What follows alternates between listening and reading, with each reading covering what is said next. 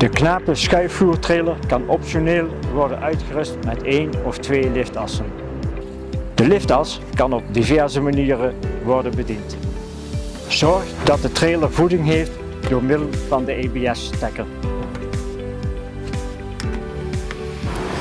Bij een vooraf ingesteld gewicht in de modulator lift of zakt de liftas automatisch.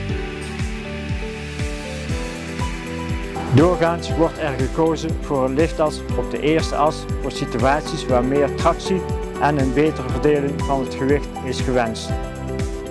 Door het liften van de eerste as wordt de wielbasis verlengd en neemt de druk op de trekas toe.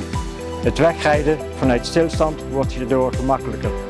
Een liftas op de derde as geeft een kortere wielbasis. Hierdoor is de draaicirkel kleiner en wordt de wendbaarheid groter. Dit maakt het manoeuvreren op krappe terreinen eenvoudiger.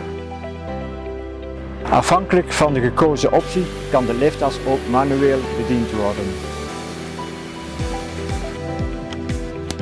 Met de Wapco bedienbox of smartboard kunt u de liftas liften of laten zakken.